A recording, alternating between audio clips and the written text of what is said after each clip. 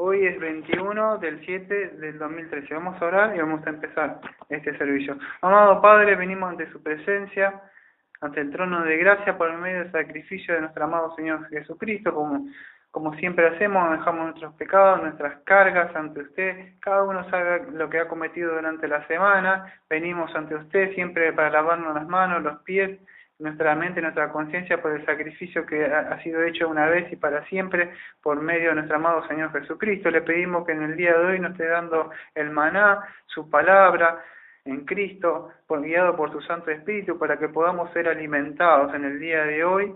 Y pido que las mentes y las conciencias de las personas puedan ser abiertas para poder entender cómo estaba también el Evangelio oculto en el Antiguo Testamento, y a usted le ha agradado también revelarlo, para que podamos entenderlo y podamos apreciar todas las Escrituras, tanto en el Antiguo como en el Nuevo, toda su santa palabra. Pido todo eso en los méritos y los atributos de nuestro amado Señor Jesucristo. Amén.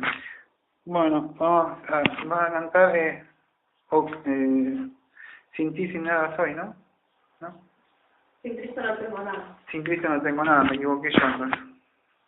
Sin Cristo no tengo nada. Sin Cristo no hay salvación. Sin Cristo voy por la vida como un barco sin timón. Cristo, oh Cristo, he oído tu voz, ven acércate hoy, oh Cristo, Cristo, sin ti nada soy. Bueno, gracias, Carita. Bueno, voy a levantar otro también. Estamos haciendo capela, ¿no? Últimamente. Yo voy a hacer una que se llama Canción del Perdón. Y el otro binario que tengo es el número 280. Dice así: perdón por aquel mendigo, por aquellas lágrimas que hice brotar. Perdón por aquellos ojos que al buscar los míos no quise mirar. Señor, no le di la mano, se encontraba solo y lo dejé partir. Perdón por no dar cariño, por solo buscarlo y tan lejos de ti. Señor, porque soy así, estoy como ciego y no sé comprender.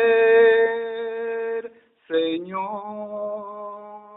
tú eres mi esperanza, dame tu mirada, que te sepa ver. Señor, tú eres mi esperanza, dame tu mirada, que te sepa ver. En el día de hoy vamos a seguir con nuestros estudios de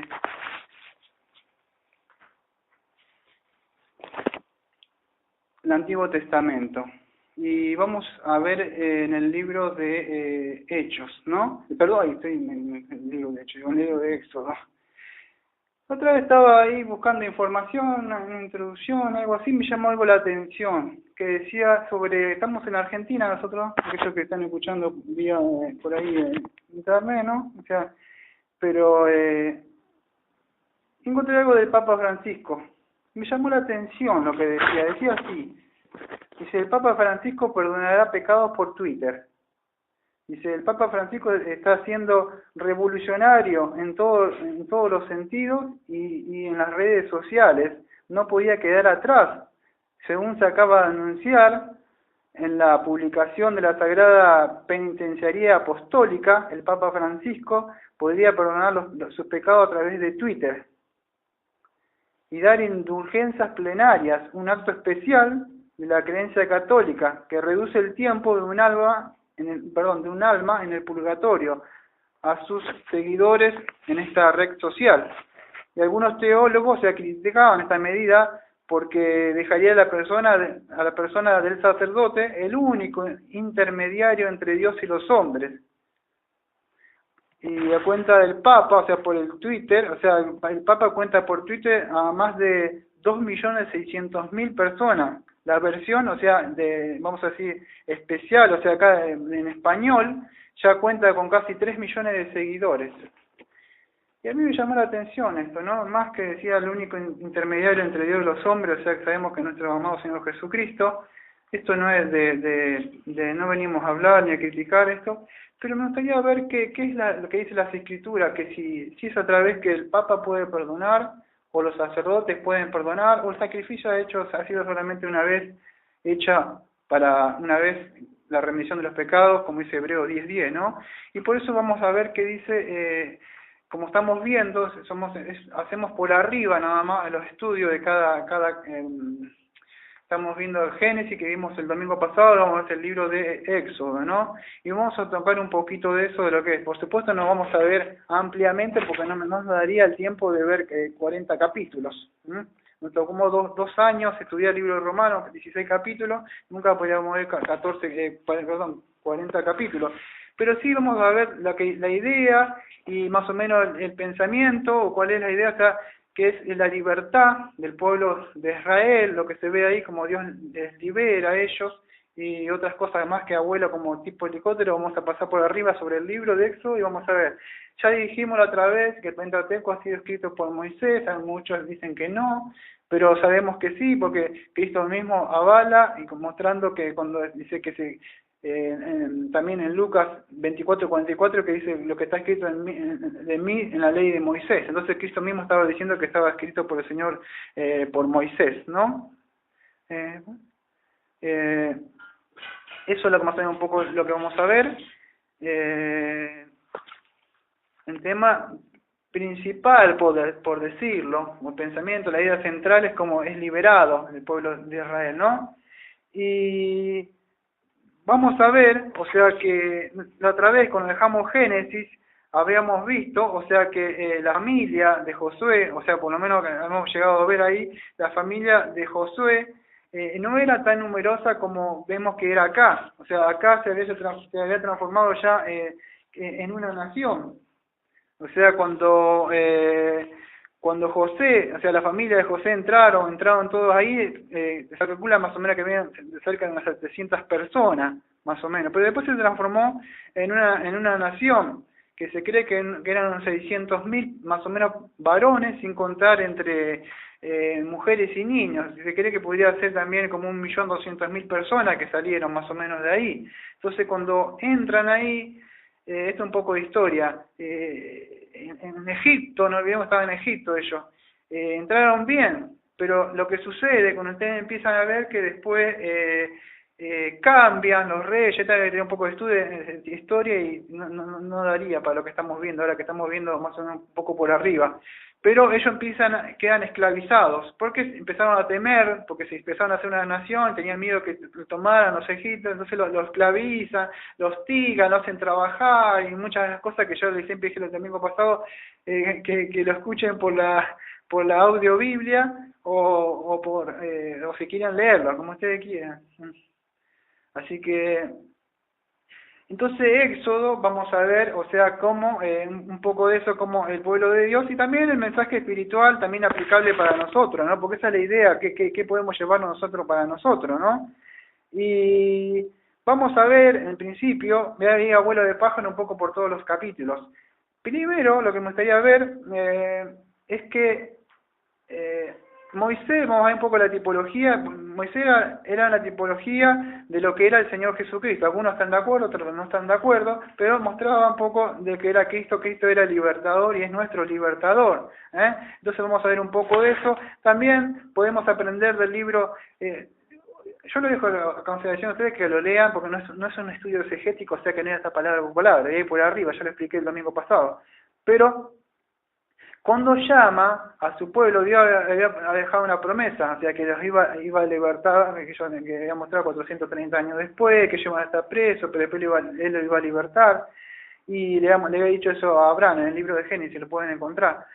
Entonces se iba a proveer Dios en esta tipología de Moisés, de un libertador. Pero podemos aprender ahí que Moisés, se cree que Moisés quiere decir sacado, o algo así, o sea, porque él, ¿te acuerdas que estaba matando a todos los bebés y lo ponen a hacerse una canastita, algo así, entonces sacado, como sacado del Nilo, sacado del río, algo así, se quiere algo así quiere decir sacado, o sea, esa es la que dice Moshe, o Moisés, algo así, que es sacado, no es Moisés así los bebés, eso es la idea más o menos, que es sacado, que se cree que fue sacado del agua, por eso Moisés.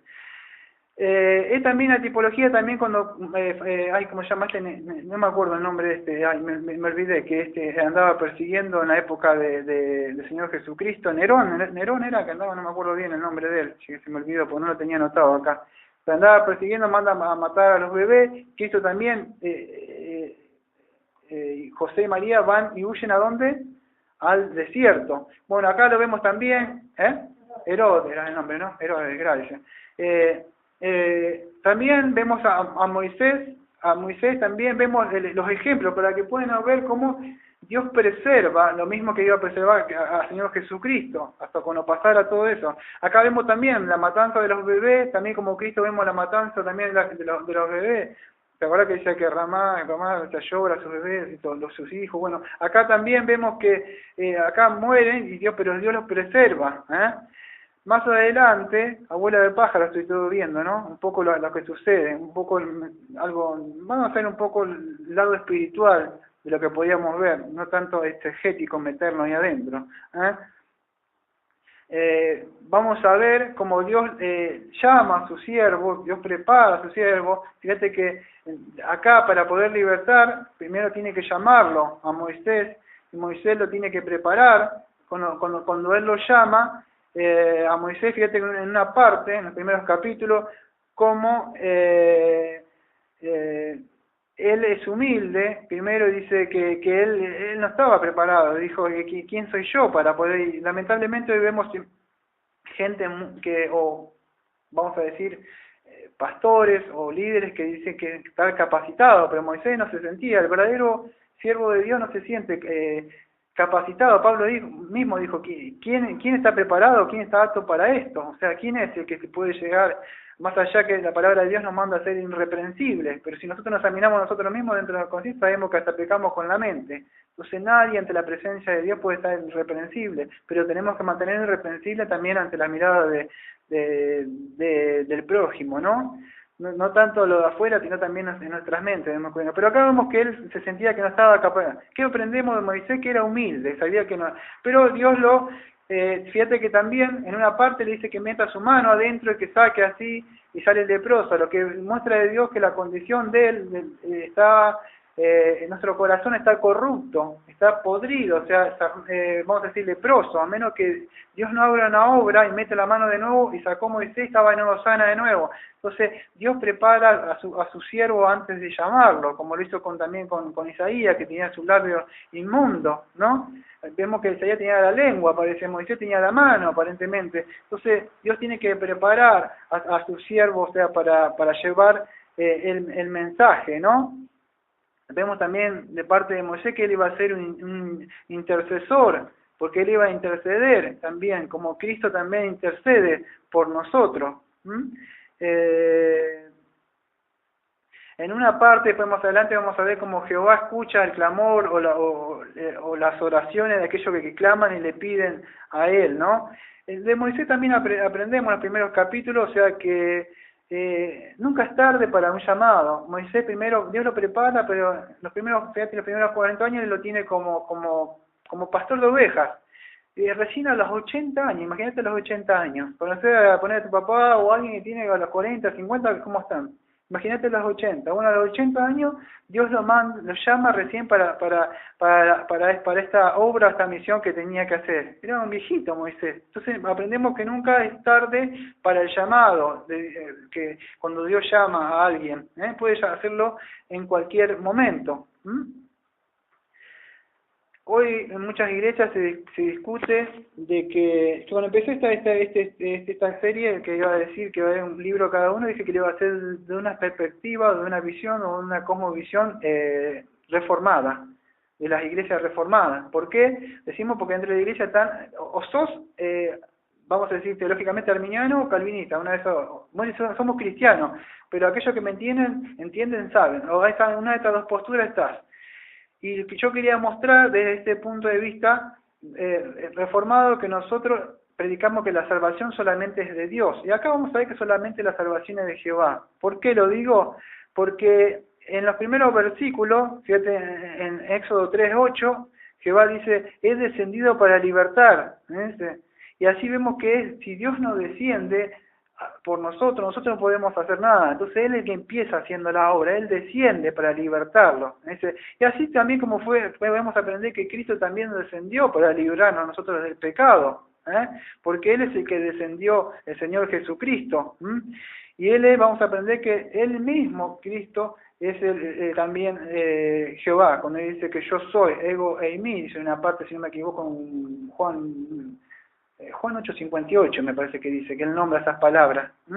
Entonces, vamos a ver que también, así como Jehová descendió, Cristo también descendió, vamos a ver, ¿no? Y si no hubiera sucedido eso, nosotros hubiéramos estado muertos en delito y pecado. En el capítulo 5, fíjate que cuando Moisés ya empieza su misión, tenemos 40 capítulos, así que es largo, estoy viendo por arriba.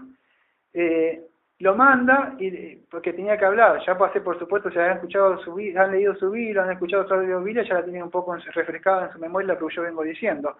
Que lo manda a decir, le dije, deja ahí a mi pueblo para que me sirva. Fueron Moisés y Aarón, ¿te acordás que fueron? Entonces, fíjate que dice, deja ahí a mi pueblo para que me sirva. Cuando Dios va a libertar a la persona, no es para que él siga en su libre albedrío, que pueda hacer lo que él quiere y que él pueda seguir con su libre, vamos a decir, el libertinaje, sigo escuchando la música que me gusta, Dios mira mi corazón, vos no te metas conmigo, no me juzgué. No, que si no, Dios lo libra, ¿para qué? Para que me sirva, dice. Él te lo va a liberar, ¿para qué? Para que él le sirva, ¿no?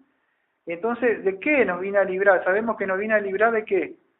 De las consecuencias del pecado que tenemos. ¿No? Entonces, acá en este primer periodo, o sea que hablamos en Éxodo que estamos viendo, vemos que Dios nos libra de la esclavitud del pecado. En el capítulo 1 del 7 al 22 vamos a ver un poco de eso, ustedes ya lo han leído, ¿no? Entonces Él nos va a librar. Mismo el Señor Jesucristo dijo, conoceréis la verdad y la verdad os hará libre.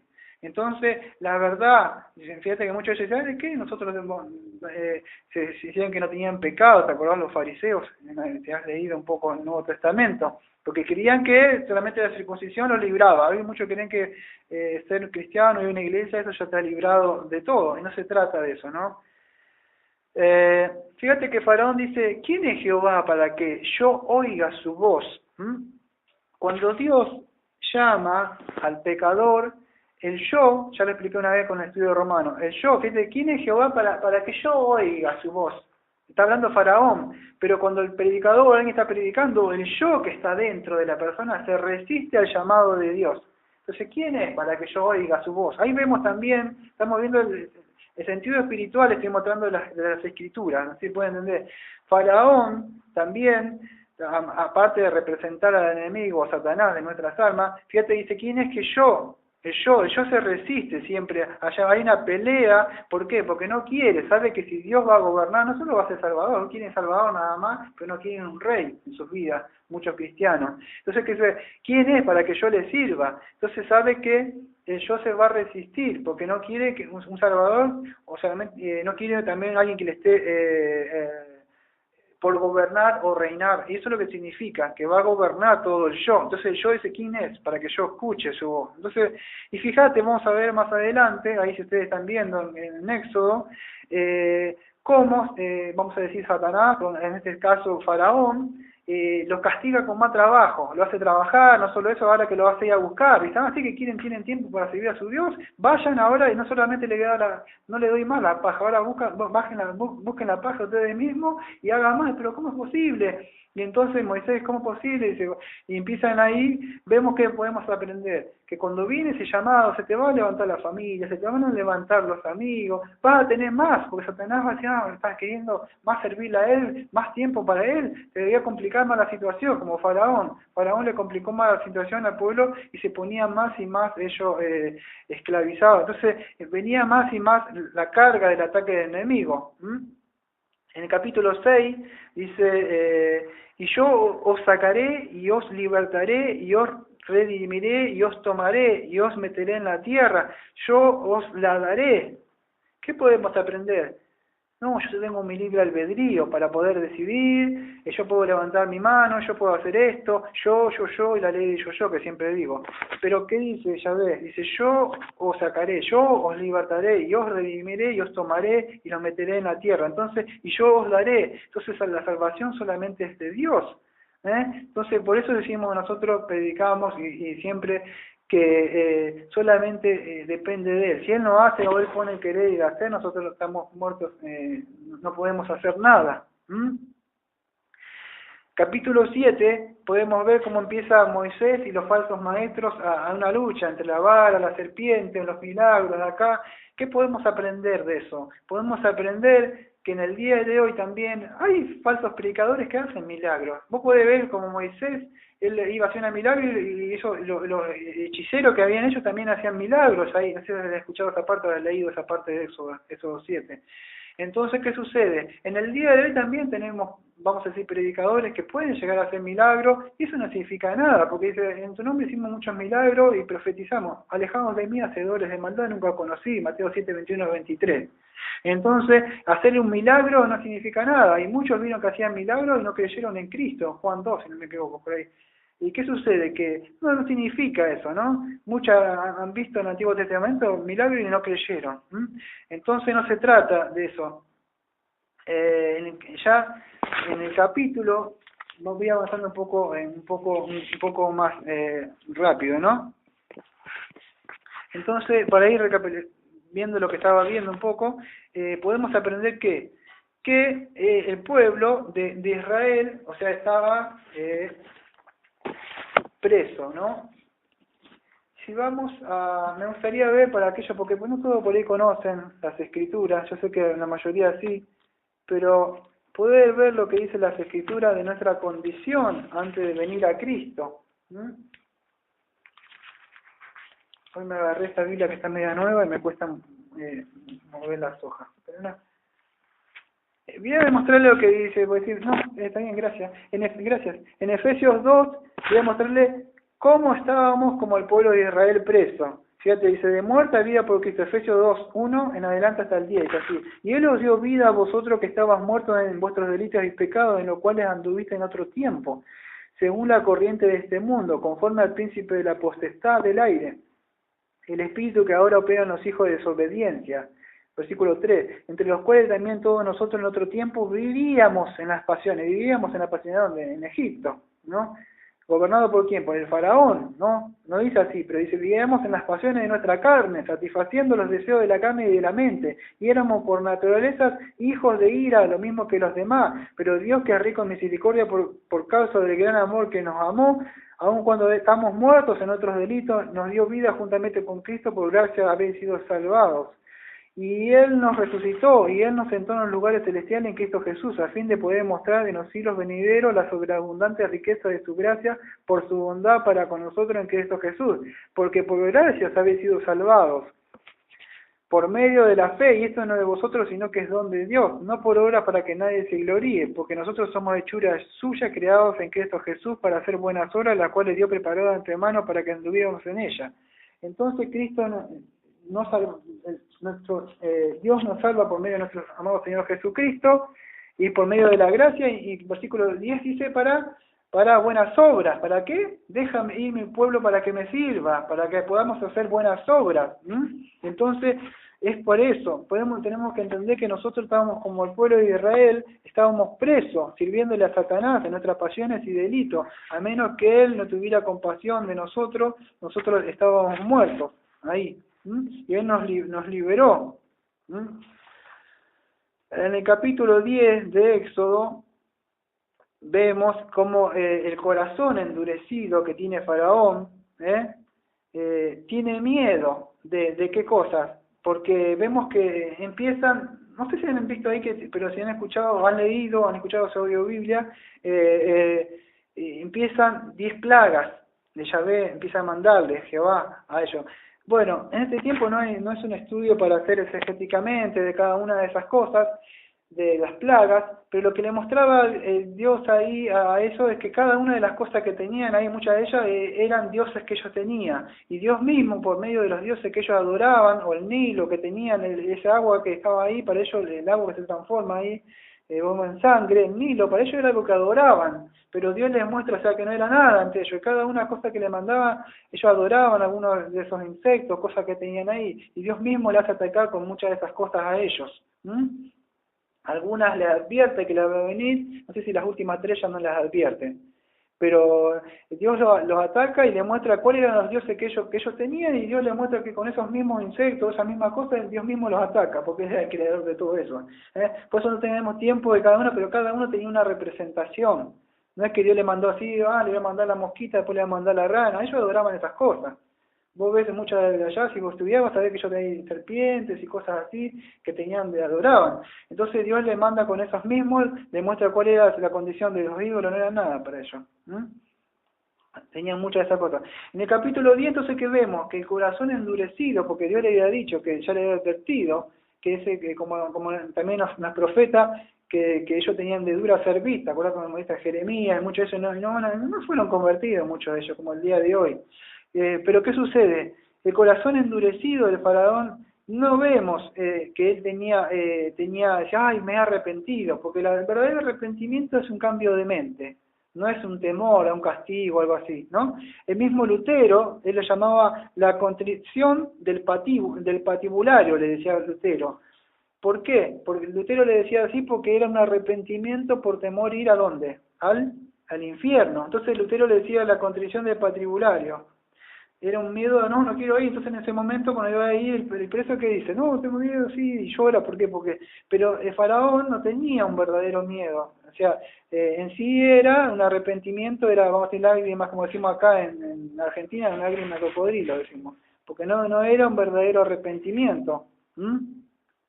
En el 10.3, Yahvé dice, ¿hasta cuándo no ha de humillarse delante de mí? En Éxodo 10.3. Entonces, ¿qué vemos? Que el pecador de verdad debe, como dice Salmo 51, Salmo 51, 17, si no me equivoco, no me acuerdo bien porque lo estoy diciendo así de memoria, pero dice algo así que como que Dios no rechaza un corazón contrito y humillado. Entonces, ¿qué sucede? ¿Hasta cuándo no vas a humillarte delante de mí? Dice en Éxodo 10.3. El pecador entonces no es que le da un changüí, le da una oportunidad a Cristo, un changüí es una oportunidad, que uso yo, o sea, una palabra, una oportunidad levantando su mano para que él entre en mi corazón, capaz que le haga, pero yo, no, el hombre debe humillarse ante esa condición. El mismo Romanos 9, Pablo no está tocando, vamos a decir, la justicia de Dios, está tocando, o sea, que Él es soberano, y el hombre debe humillarse ante Él. ¿Por qué? Porque está en su condición, un pobre o alguien que está limosneando, no es orgulloso, tiene que extender su mano y pedir misericordia. En esa condición está el hombre, está, vamos a decir, en bancarrota, está muerto espiritualmente. Entonces Dios dice, ¿hasta cuándo no has de humillarte de mí? Acá no vemos a Jehová rogando, por favor, que le des una oportunidad para entrar. Vemos Dios soberano, Él destruyendo todos los ídolos que hay dentro, ¿no? Y así también hace cuando viene a tu vida. Dios destruye todos los ídolos que había de Faraón adentro y empieza a tirar todo, ¿no? Vamos a entrar en algo muy importante. Todos los temas son importantes que podemos llevarnos del libro de Éxodo, pero en el capítulo 12 vamos a entrar acá el tema que entra de la Pascua. Que se han escuchado, en el capítulo 12 veremos ahí lo que es el tema de la Pascua. Y si lo han leído, lo han escuchado, van a ver que en la parte se decía que tenía que, en la entrada, vamos a decir, de la puerta, porque en sí decía, debían pintar, o sea, Dios le había ordenado que se matara un cordero y con la sangre debían pintar el dintel y los dos postes de las casas, para que el ángel de Jehová pasara y al ver la sangre se escapara, o sea, pasara el pueblo pasara de largo. ¿Y qué sucedía? Que el pueblo israelita no iban a morir, ¿te acuerdas? Dijo porque le había dicho que iba a morir, o sea, y él no creyó esto y bueno, después muere el hijo de Faraón, ¿no? Pero, ¿qué podemos aprender de esto? La sangre del cordero.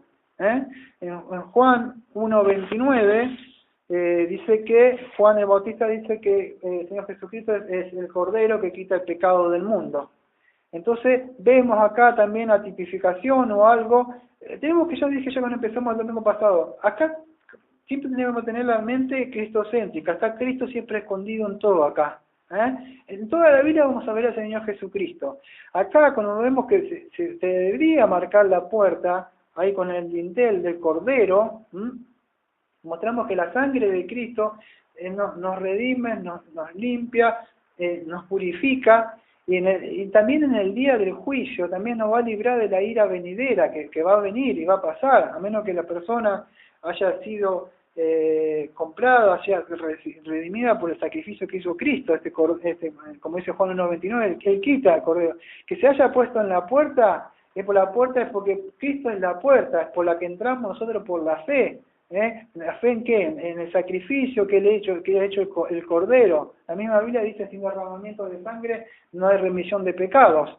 Entonces eso también mostraba lo que era, ¿no? La puerta. Y en la entrada de la puerta no se tenía que poner en el umbral, en la parte de abajo, porque en Hebreo 10:20 dice que no umbral de acá, para que la persona entrara la pisara.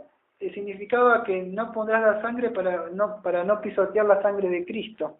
Tenía también un significado de eso, no pisotear, o sea, la sangre del pacto, del nuevo pacto. Bueno, había mucho de eso. Por eso siempre le invito a muchos dicen, le digo, le este libro de Hebreo, y muchos no, porque está difícil, no lo quiero entender. Ay, maestro, tener un comentario, o sea, preguntar cosas, mira aquello no, porque tiene diferentes puntos de vista, pero vas a ver mucho y vas a poder entender mucho del Antiguo Testamento, ¿no? Y vamos a ver ahí, ¿no? Vemos, o sea, que el Cordero Pascual se lo tenía que matar, se lo tenía que cocinar, ¿no?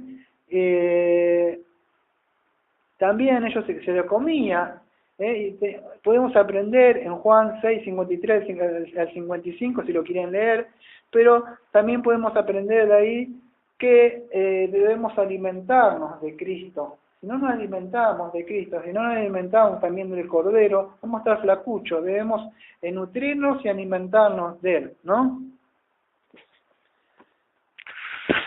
En el mismo Pablo dice en 1 Corintios 5, versículo 7, que Cristo es nuestra Pascua. Entonces, Cristo simbolizaba, o vamos a decir, el sacrificio, vamos a decir ahí, como dije ahí, la Pascua, el Cordero, va a decir de lo que Dios proveyó para quitar el pecado del mundo, ¿no? O sea, para librarnos del pecado, del dominio de Satanás. Solo que ahí estaba oculto, ellos no lo podían ver bien, ¿no? En el día de hoy quizá tenemos más luz y podemos ver, o sea, lo que Dios había provisto, este Cordero, ¿no? Que Dios proveyó. Mismo como vemos hoy los predicadores de la prosperidad, que dice Dios proveerá, pero cuando Abraham también se dijo eso, Dios proveerá, era Dios proveerá el Cordero, no Dios proveerá la prosperidad, cosas materiales. Estaba hablando del Cordero, ¿no? Y este sacrificio que se hizo, en Hebreo 10:10 dice que se hizo una vez y para siempre, para remisión de ¿qué? De nuestros pecados. Y también en el capítulo 22 dice que sin derramamiento de sangre no se hace remisión de pecados. Entonces, de eso nos habla la Pascua, ¿no? Una redención que fue total. No es que fue parcial, y vemos muchas veces en la misa, en otros lados, que lo vuelven a hacer el sacrificio de Cristo, levantar la hostia y volver a hacer de nuevo, y No, fue totalmente el sacrificio hecho en la cruz y una vez y para siempre. Entonces, en el Antiguo Testamento, también ahí en Éxodo, vemos que estaba el Señor Jesucristo ahí.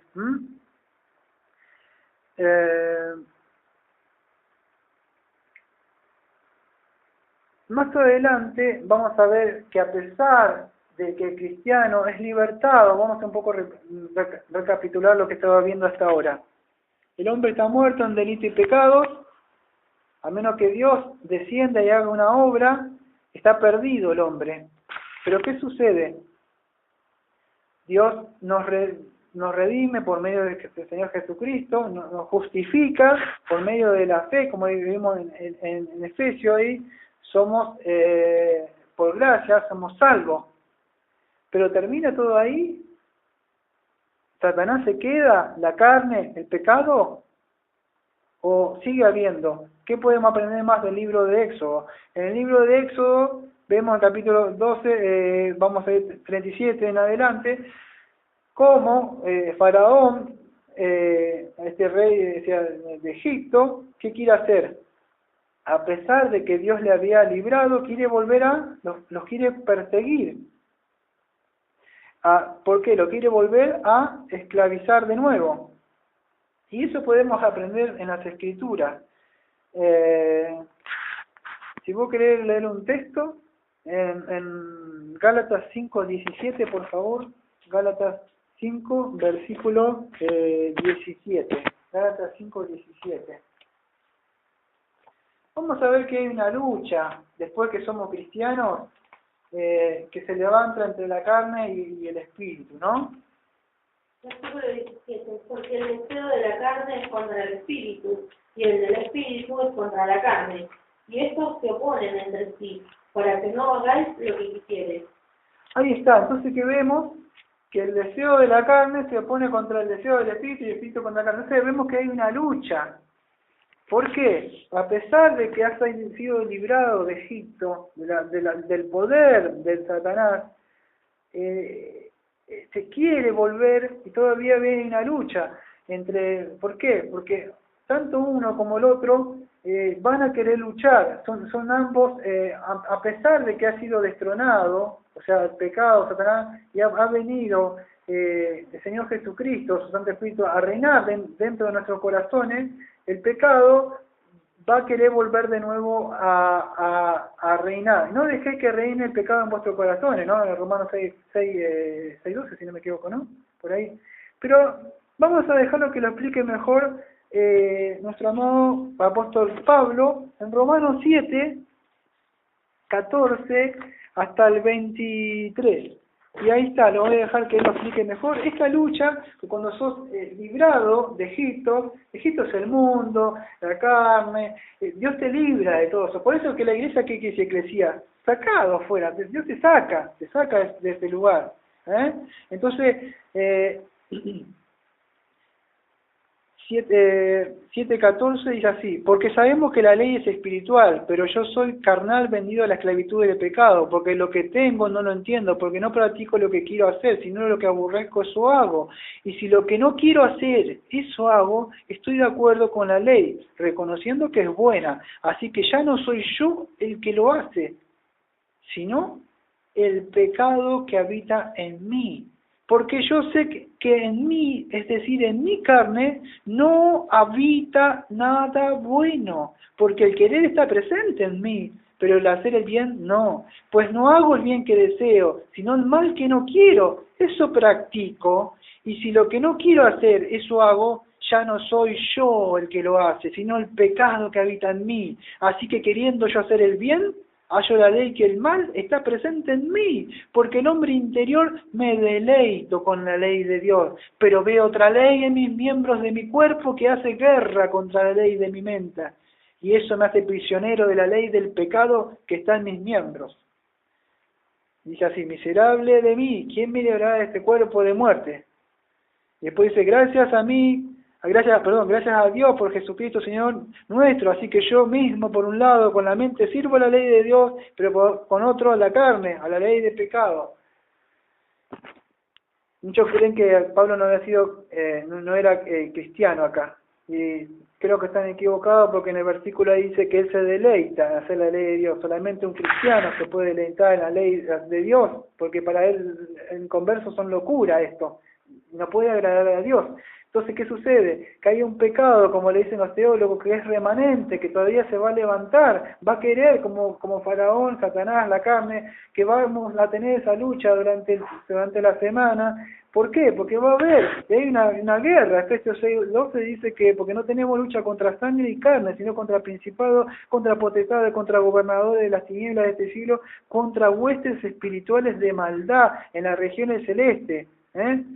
Entonces, ¿qué vemos? Que incluso eso, hay espíritus que gobiernan, que no los vemos, que ejercen también influencia sobre gobernadores, sobre presidentes, sobre amigos. Lo vas a escuchar hablando con un pariente y va a decir como si le debo mismo te estuviera hablando, porque son hijos de desobediencia y como hijos mismos de ellos están hablando. Y tú como hija o como hijo también vas a querer hablar también, porque tu mente está siendo gobernada por Dios y vas a querer comunicar el mensaje y ellos van a querer comunicar su mensaje, y ahí es donde empiezan las peleas, los conflictos. Cuando estás hablando en una reunión, estás comiendo algo, tomando un mate, compartiendo algo, y empieza a veces una guerra. Y no solo eso, tenés la guerra contra ti mismo, contra los deseos que tenés, y entonces ¿qué quiere decir? Satanás quiere decir, o Faraón quiere otra vez volver a que me sirvan de nuevo a mí, dice, ¿no? Y eso es lo que vemos acá en Éxodo, como Faraón quería otra vez que le estuvieran sirviendo a él. En el capítulo 16, de hecho, vamos a encontrar Éxodo 16. Ay, otra vez me dije hecho, gracias, me equivoqué, perdón, gracias. Éxodo, estamos en hecho, no falta mucho para hecho. Capítulo tiene 66, o sea que falta. En el capítulo 16 vamos a ver el libro de Éxodo, cómo Dios da el maná. Esto es muy importante y me pareció muy importante hablar también acá sobre esto. ¿Por qué?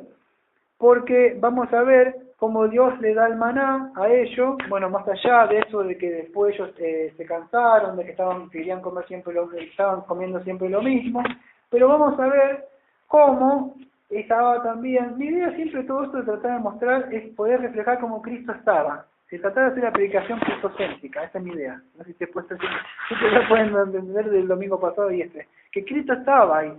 Porque Cristo dijo, las escrituras hablan de mí, la ley, los profetas, los salmos, todo habla de mí, decía en Lucas 24, 44, algo así, no me acuerdo bien. Entonces daban testimonio de Cristo, y vemos que eso era una sombra que venía. En el capítulo 16 vemos que nos habla de que Cristo es el pan de vida, y en el Evangelio de San Juan, en Juan 6, 28 al 40, dice así, lo leo yo porque es un poquito largo.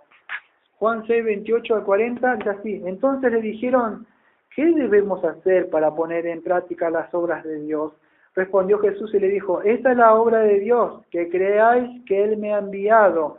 Le dijeron entonces, ¿qué pues haces tú como señal para que veamos y te creamos? ¿Qué obra haces?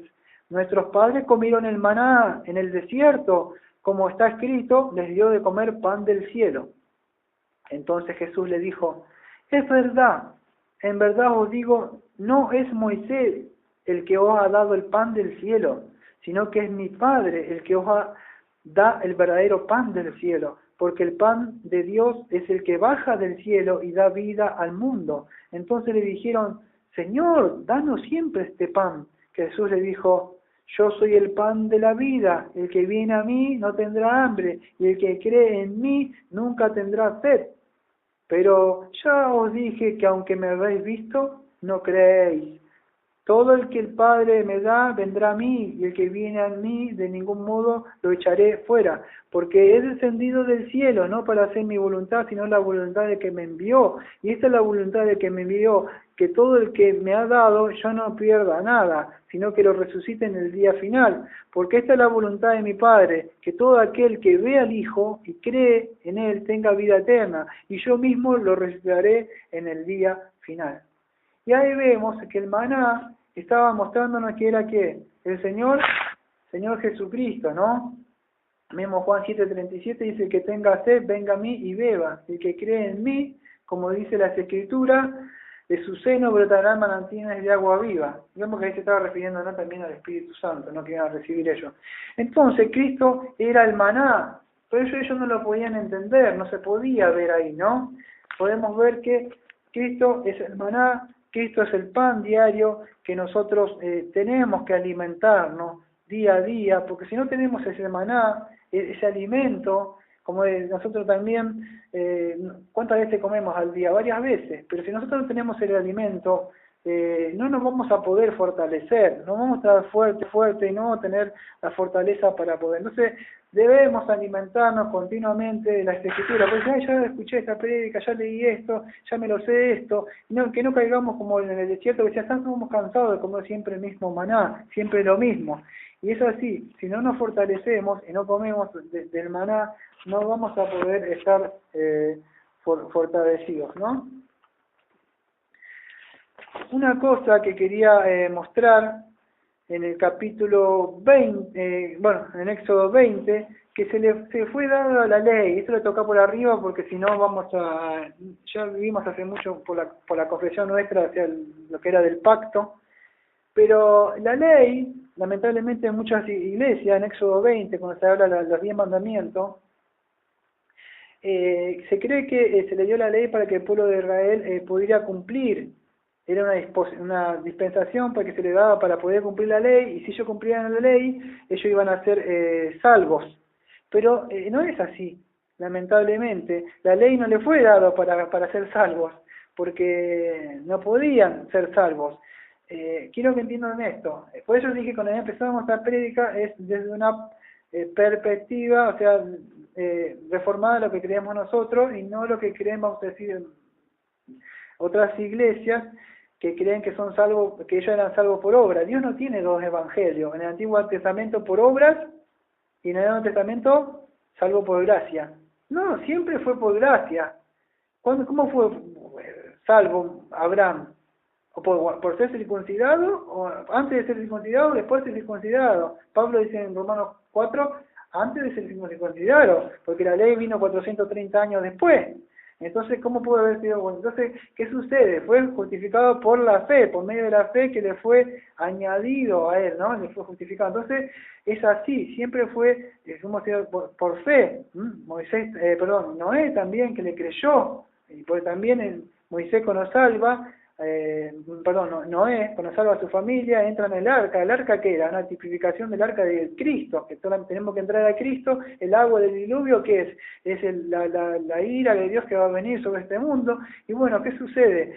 Que también no eran salvos por guardar cosas, sino que le creyeron. Bueno, la ley, cuando le fue dada la ley acá en Éxodo 20, no era que era para que cumplirla. ¿Por qué? Porque ellos ya habían sido redimidos cuando habían puesto la sangre del cordero, del dintel, en las puertas, y ellos creyeron por fe que esa sangre, si cumplían eso, cuando pasaba el ángel de la muerte, no era tocado. Entonces, antes de ser sacado del pueblo, ellos ya habían sido redimidos. La ley solamente se le había dado a ellos para que podía mantener, o sea, lo que Dios quería como legislarlo, gobernarnos a ellos la vida moral, o cómo conducirse en la vida cristiana. Pero la ley, dice Pablo en Gálatas, en Romanos, nadie la puede creer.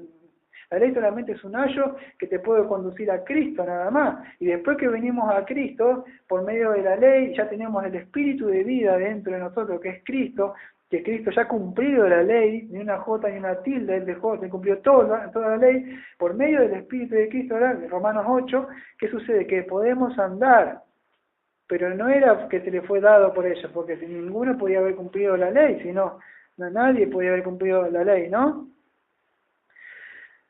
Entonces, en esta parte podemos ver el periodo donde fue dada la legislación y la organización que Dios le da para como ya nación que tenía, ¿no? Ya era un pueblo. Bueno, en el capítulo 25 yo voy tocando algunas cosas por arriba, ¿no? Tenía en el libro de Hebreo, pero recién lo cerré, pero bueno, en el capítulo 25 voy a tocar un poco por arriba, donde Dios le da ordenanzas, instituciones, que a Moisés, ¿para qué? Tenían que levantar o amueblar, erigir el tabernáculo, ¿no? Que ya había empezado, y en eso, o sea, en esta parte, tenían que armar, o sea, el santuario ahí. La idea que aparecía ahí, porque no podemos, ya lo expliqué, tocar todo ahí, pero la idea era de que Dios iba a habitar con ellos. Se iba a levantar, erigir el santuario en el capítulo 25, tenía que amueblarla, tenía que hacer mucho, cada cosa significaba algo, que estaba con oro, con acaya, la madera, y bueno, una serie de materiales que tenían que usar, ¿no? Tenemos un Dios de orden también, podemos aprender muchas cosas si queremos hablar de eso. Pero la idea es que el pueblo se quejaba de que no sabía si estaba habitando Dios con ellos o no. Entonces, en el Nuevo Testamento también podemos aprender que Emmanuel, o sea, Dios con nosotros, que Dios habita con nosotros. La idea era esa, de que esto que voy a decir también es de la perspectiva también reformada, porque vamos a entender mucho, lamentablemente hoy están esperando levantar un templo y muchas cosas que van a contar que es pan diario en las iglesias, ¿no? Si vos no predicás eso, no estás con ellos. Y tenemos que ver lo que significaba eso. Por eso siempre le digo, el libro de Hebreo es bueno que lo vayan a leer, porque muchos creen que es Pablo, que no es Pablo, otros creen que es Apolo, no sabemos. Sabemos que sí, el autor original es Dios. Él es el que inspiró la Biblia. No sabemos quién escribió el libro de Hebreo, pero sabemos que es un varón poderoso en las Escrituras. Es un varón muy poderoso que sabe mucho del Antiguo Testamento. Sabe muchísimo del Antiguo Testamento, por eso es que es un poco difícil de entenderlo. Pero él nos aclara muchas de las cosas que están en el Antiguo Testamento y nos muestra de qué significaban esas cosas. Y vemos, o sea, que eso como ceremonial, en el sentido ceremonial, estas ordenanzas, en sí eran carnales.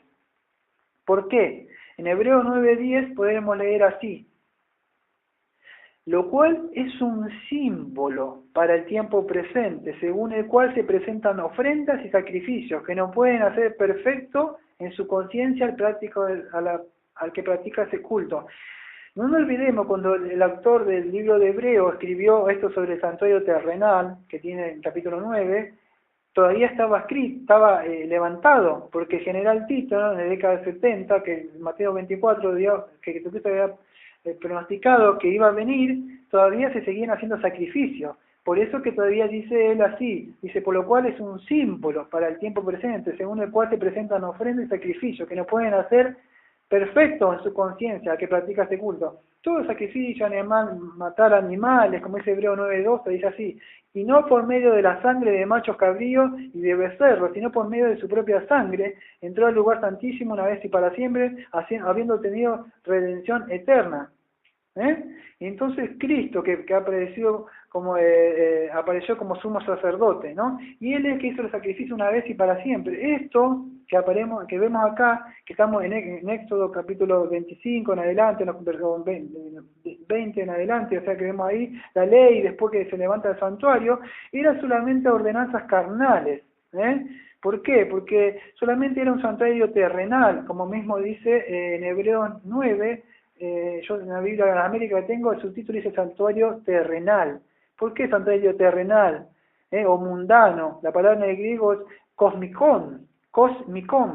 En Hebreos 9:1 dice, ahora bien, aunque el primer pacto tenía ordenanzas de culto y el santuario terrenal, cosmicón. ¿Qué quiere decir eso?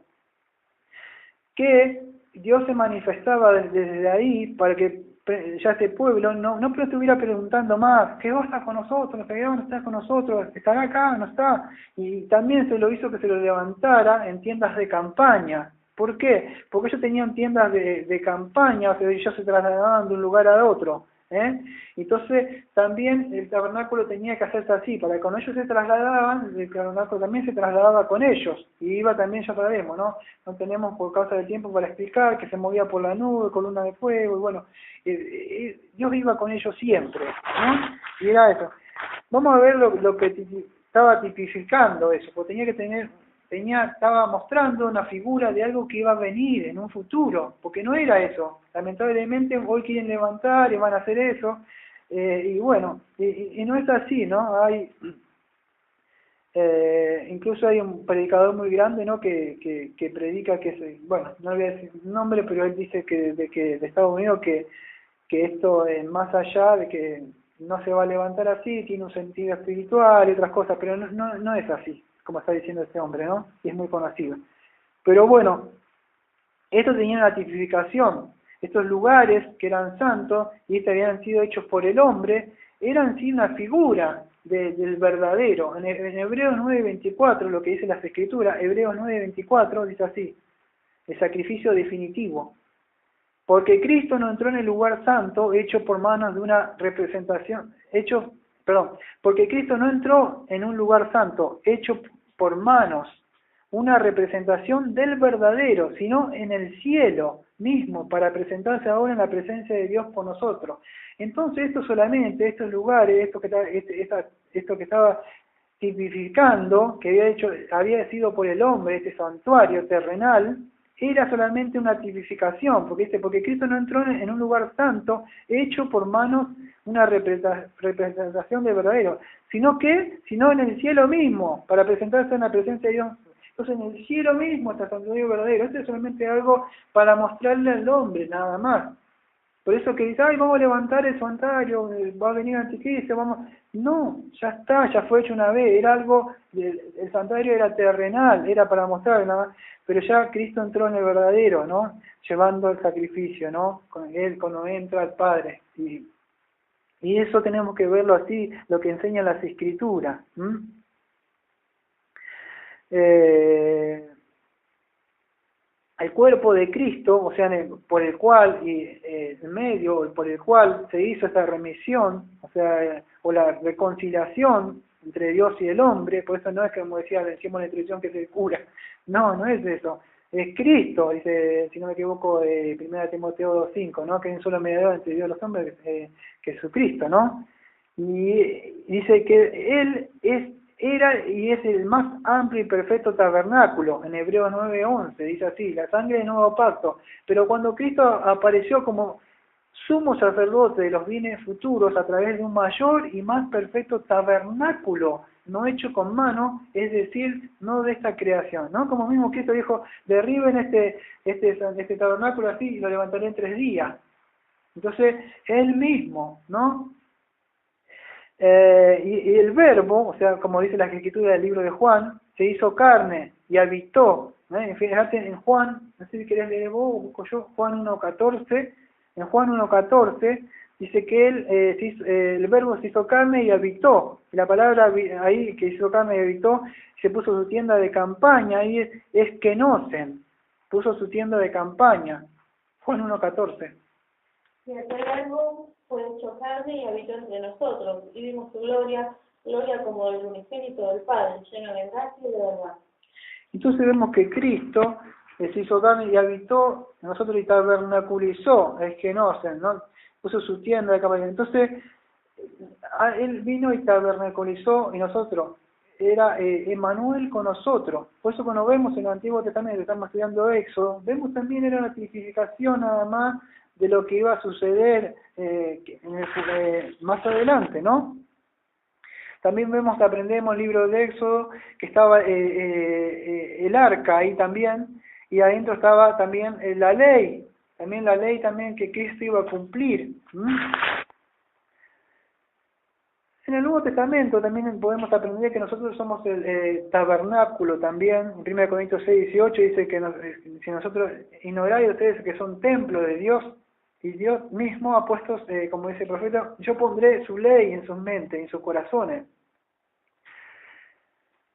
En el día, para nosotros, para la aplicación de nosotros, lo que podemos aprender también, es que ahora, todos aquellos que han sido justificados, por medio de la fe que han creído en Cristo, en el sacrificio que ha hecho una vez y para siempre, Dios, Cristo mismo, el Espíritu de Cristo, mismo viene y tabernaculiza, viene a vivir y a morar a nosotros, en nuestros corazones, en nuestro templo, como dice Pedro, como dice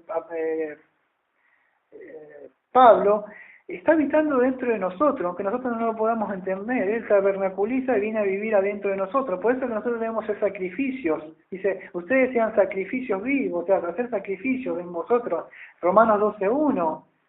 renovad por medio de vuestro entendimiento, hacer sacrificio, matando la carne, las cosas que están, matar los ídolos que hay dentro tuyo, porque Él está viviendo, el Espíritu Santo vino a vivir a nosotros.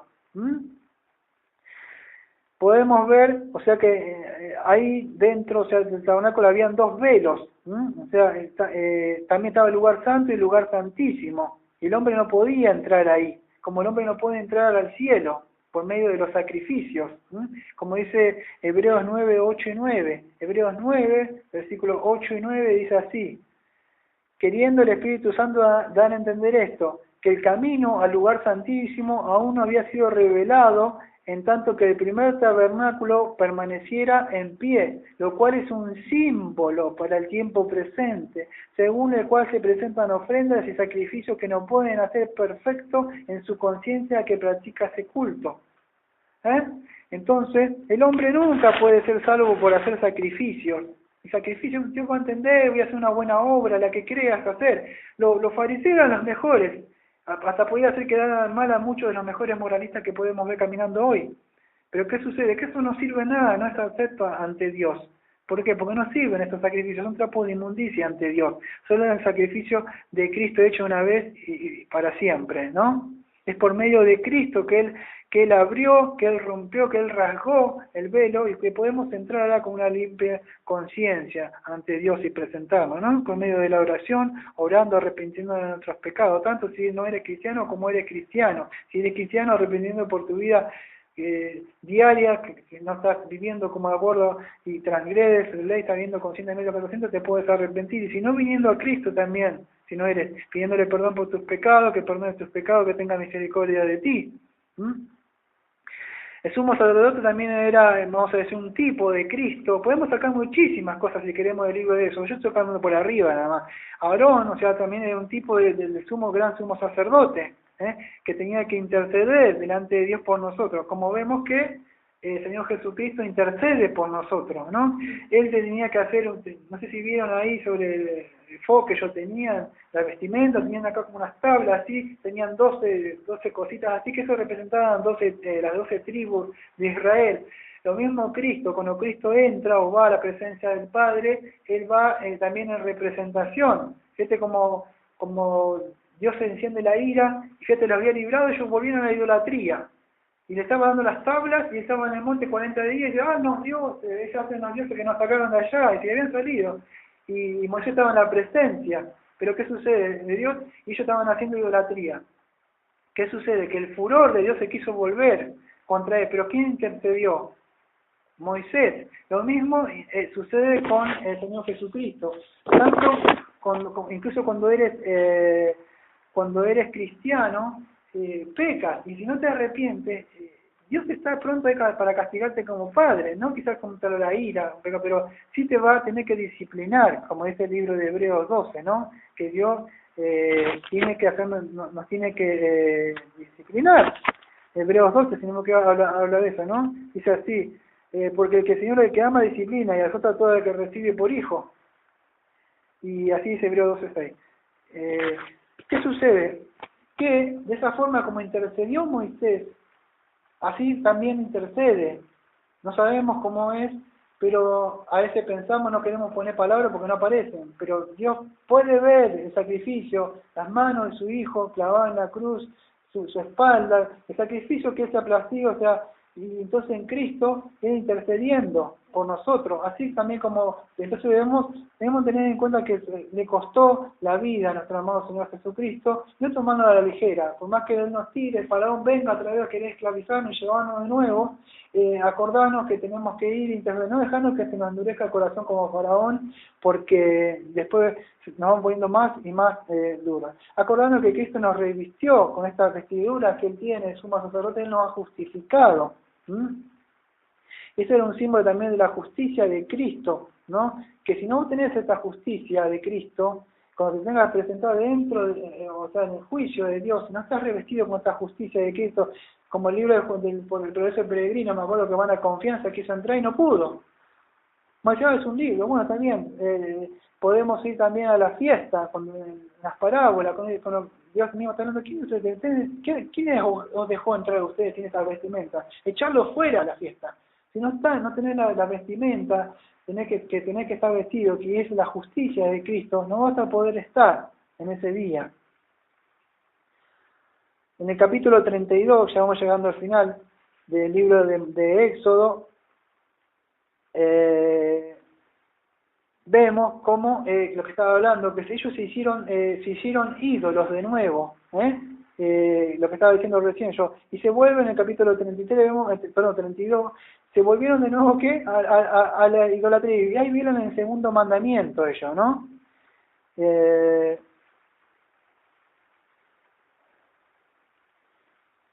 una parte, si no me equivoco, ahí en el capítulo 32, que en el 32, por ahí no me acuerdo bien, porque son 40 capítulos, le dice que se levanten ídolos porque no sabemos si este Moisés, algo así le dice, no me acuerdo bien, si este Moisés que nos libertó se retrasa. Fíjate la falta de respeto que le tiene a Moisés. Dice, si este Moisés, no si Moisés, que por ahí está haciendo, si este Moisés se retrasa, haznos ídolos, algo así. Y fíjate cómo ellos vuelven, dice, ¿por qué? Porque se estaba retardando en volver. Pues Moisés estaba, pobre, estaba tardando porque estaba escuchando lo que Dios le estaba diciendo, le estaba dando las tablas y estaba en presencia de él y estaba tardando por eso. Pero ellos le dicen que no sabían por qué se estaba retardando. En el día de hoy, ¿qué dice el uno? ¿Qué dice? A ver qué leo.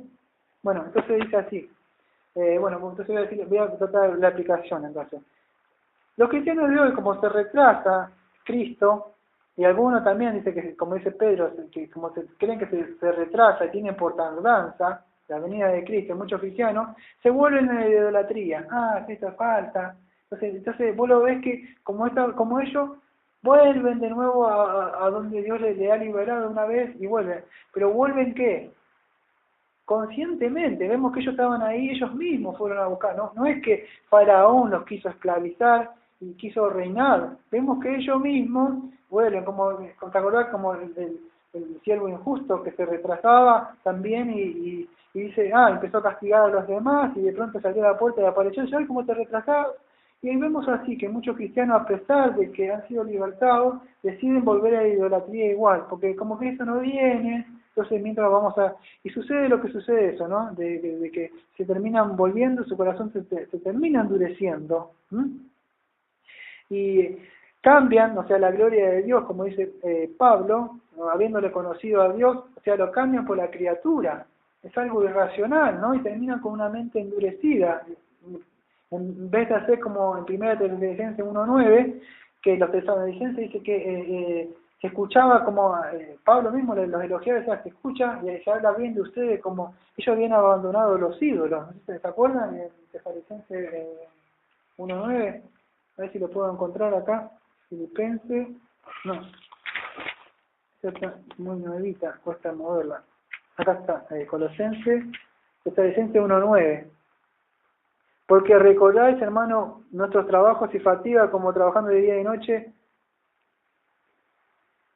Este es el 2, 1:9, acá está. Pues ellos mismos cuentan acerca de nosotros, de la acogida que tuvimos por parte de vosotros y de cómo os convertiste de los ídolos a Dios para servir al Dios vivo y verdadero. Entonces, de los tesalonicenses se hablaba bien, de que ellos se habían convertido de los ídolos. En el libro de Hechos también vimos cómo habían quemado todo eso, ¿no?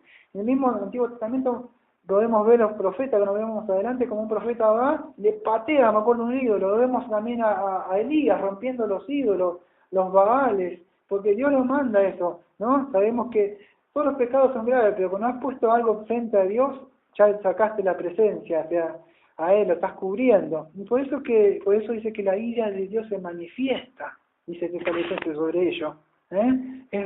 Todos los pecados son graves. Pero fíjate que la mayoría, ¿qué podemos ver en el Antiguo Testamento? Los invito a que a medida que vamos yendo por acá, por el Antiguo Testamento, vamos a ver cómo Dios castiga y la mayoría son idolatrías que aparecen, ¿no? Es grave eso. Bueno, para ir terminando ya, voy a hacer más solamente el último, que es capítulo 33. En esta parte, capítulo 34 un poquitito nomás, pero Moisés quería que le mostrara la gloria. y Dios no le muestra grandes milagros ni nada de, porque hoy decía, muéstrame, me acuerdo una vez que dijeron mostrar, que le mostraba acá, y si acá en esta ciudad grande, si vos no haces un milagro, no hablas en lengua, o vos no haces algo así, o una profecía, no le estás mostrando que tenés el poder de Dios. Y cuando Moisés le pide que le muestre la gloria, fíjate que Dios, ¿por qué quiso que lo conocieran? Por su misericordia, dijo, tendré misericordia del que tendré misericordia. Y entonces, Dios quiso que sea conocido así. El mismo libro de Romanos 9, ¿no? Dice, tendré misericordia del que tendré misericordia.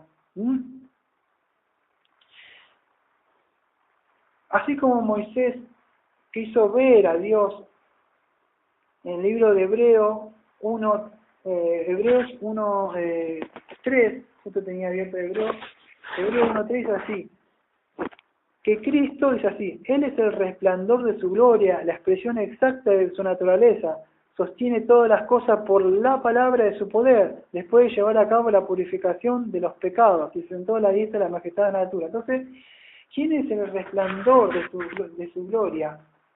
El libro de Hebreos dice, Él es el resplandor de su gloria. Cuando vemos acá que Moisés dice, muéstrame tu gloria, Dios le agradó mostrarnos su gloria a nosotros. ¿Y quién es? El resplandor de su gloria es el Señor Jesucristo. El testigo de Jehová dice que, pero es como una luz, pero no es el sol mismo. No, nada que ver, o sea, porque cuando la luz mismo, el sol te está dando, vos no decís, solamente es algo de otro. No, el sol mismo te está dando, es la extensión misma, es Dios mismo, el sol, o sea, cuando te está tomando. Entonces, Cristo es Dios, la misma sustancia. Juan 14:3, también como Moisés dijo, muéstrame tu gloria. En Juan 14:3 Felipe dice, muéstranos al Padre. Y Cristo le dijo, el que me ha visto a mí, ha visto al Padre. Así como Moisés quería ver la gloria, muchos también que por ahí quieren decir, no, pero si podemos entender, podemos ver a Cristo, nosotros podemos ver a Dios mismo. Dios vino a habitar, a tabernacular con nosotros. En Colosenses 2:9 dice que Él habita corporalmente toda la plenitud de la deidad. Me gustó que podamos aprender entonces este libro de Éxodo, cómo nosotros estábamos muertos en delito de pecado, estábamos presos por Faraón o por Satanás, el príncipe, o sea, de la potestad de este aire. ¿Quién se acuerda antes de venir a Cristo si tiene algo bueno para decir? Entonces, ¿o dónde estaban nuestras vidas? ¿A dónde salíamos de noche? ¿Qué hacíamos? Ahora bien, tampoco somos pecadores redimidos, pecamos, ofendemos a nuestro amado Dios, nuestro Padre Celestial, pero nos podemos arrepentir. Antes te arrepentías de lo que hacías, no tenías ni conciencia, no, porque no había sido redimida, no había sido limpiada tu conciencia por la sangre del Cordero. Hoy Dios te ha placido mostrar, y si pecas puedes arrepentirte. Entonces podemos aprender por el libro de eso, como Dios nos sacó del Faraón, nos libró, y a pesar de eso, a pesar que somos cristianos, o sea, Él proveyó el sacrificio, el Cordero, la Pascua, que poder por medio de Él. A pesar de eso aprendimos el libro de Éxodo, que no solo eso, sino que Faraón y Satanás empieza la lucha a perseguirnos, la carne, el pecado, y hay una lucha entre la carne y el espíritu, no nos olvidemos. Porque Faraón quiere que otra vez vuelva a reinar, quiero que vuelvan a servirme a mí, dice. Y no es así, ¿no? Y Dios dijo, déjalo que libre a mi pueblo para que me sirva. No nos olvidemos que si Él te ha servido, te ha librado, es para que Él esté sirviendo a Él, ¿no? Entonces así, lo hacemos con un corazón contento. Y podemos aprender también que Él nos dio el maná, nos dio a Cristo, y debemos alimentarnos durante la semana, si no nos vamos a poner flacuchos, alimentarnos, comer el pan de vida. También vamos a aprender, estamos viendo ahora, y vamos a seguir aprendiendo, como el pueblo de Israel caía una y otra vez en la idolatría. Venía el castigo, vamos a ver acá, pero vamos a ver en los siguientes después cosas como el pueblo de Israel volvía a seguir caer en la idolatría, y volvía, y venía el castigo de Dios, venía el castigo, y así termina todo, ¿no? Vemos hasta lo último que seguían en la idolatría, ¿no? Como estamos viendo recién en una película en el libro de Amos, también otra vez que había prosperidad y todo esto, y otra vez pensaban que estaban siendo prósperos, pero ¿qué eran? Eran otros dioses, ¿no? Por eso ya vamos a llegar al libro de Amos. Y en el capítulo 34, o sea, de Éxodo, no sé si lo han visto o lo han leído o lo han escuchado, no tengo tiempo de verlo bien, pero se van a encontrar aquellos que quieran saber, van a ver un poco de los atributos de Dios. Si leen en el capítulo 34, hoy se predica que solamente Dios es amor, pero en el capítulo 34, si lo leen después y quieren verlo, van a ver cómo se muestra algunos atributos de Dios, ¿no? Fíjate que... Oseas, tenés razón, gracias. Hoy me equivoqué dos veces, ¿no? Oseas, muy bien.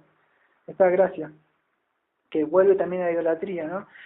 Gracias. En Éxodo 34 vamos a algunos de los atributos de Dios. Fíjate, Éxodo 34:6 dice así: entonces pasó el Señor por delante de él y proclamó el Señor, Dios compasivo y clemente, lento para la ira y abundante en misericordia y fidelidad, el que guarda misericordia a millares y el que perdona la iniquidad, la transgresión y el pecado, el que no tendrá por inocente al culpable, y el que castiga la iniquidad de los padres sobre los hijos y sobre los hijos de los siglos hasta la tercera y cuarta generación. Y Moisés se apresuró a inclinarse a tierra y adoró. Y dijo: sí, ahora, Señor, he hallado gracia ante tus ojos, vaya ahora el Señor en medio de nosotros, aunque el pueblo sea de dura cerviz, y perdona nuestra iniquidad y nuestro pecado, y tomemos por posesión suya. Y acá vemos muchos los atributos de Dios, que es compasivo y clemente. Él no es como nosotros, los que nos hacen algo y me ofendiste, si no me pedís perdón primero, no te perdono. No es como nosotros. Fíjate que Él dice que es compasivo, es clemente y Él es muy lento para la ira. Y es abundante. ¿En qué? En misericordia y fidelidad. Y guarda misericordia a millares, y perdona la iniquidad y la transgresión y el pecado. Pero también dice, no tendrá por inocente al culpable. Y Él va a castigar la iniquidad de los padres sobre los hijos. Espero que nos haya servido, que hayamos visto sobre este libro de Éxodo. Abuelo, o sea, como siempre estoy diciendo, no podemos estar bien todo el completo 40 capítulos, pero sí que podamos ver cómo Cristo estaba siempre ahí. Amado Padre, le agradecemos porque una vez más usted nos ha querido dar de este alimento, del maná, en este día de usted. También ha descendido su Santo Espíritu, guiado por medio de su Santa Palabra, como vemos que usted sacó este paso que ellos salieron de ahí, también sacó a Abraham. También puedo aprender yo también estaba preso ahí, como dice 2 Timoteo 24:26, que debemos predicarle con espíritu de mansedumbre. Quizá usted le saque el lazo sobre el cual Satanás le tiene preso, así le tiene preso ahí. Y sabemos que Cristo le ha atado al hombre fuerte, y a pesar de eso todavía sigue la influencia, porque tiene sus hijos de desobediencia, y todavía está el trigo y la cizaña en este mundo que usted, por medio de su Santo Espíritu y el Evangelio y las llaves del reino que usted nos ha dado, que podamos estar librando la conciencia, porque no es una guerra por la carne, sino que ni con la fuerza, ni con el brazo del hombre, sino con su Santo Espíritu. Ayúdenos a que podamos, por medio de su Santo Espíritu y del Evangelio, predicarle a las personas de alguna forma, por medio de este mensaje que subimos, por medio de tratados. Si podemos llegar a tener, usted nos prospera, darnos plata para comprar CD y grabar como antes, para poder darlo o prestarlo, pero de una forma también, y si no, proclamarlo por medio de la voz a las personas individualmente, como más me gusta hacer a mí, pero que muchos sean libertados, que no saben que están presos. Le agradecemos y le pido por el domingo que viene, por el libro de Levítico. Como siempre decimos, esta iglesia bautista de la gracia de Mar del Plata, amén.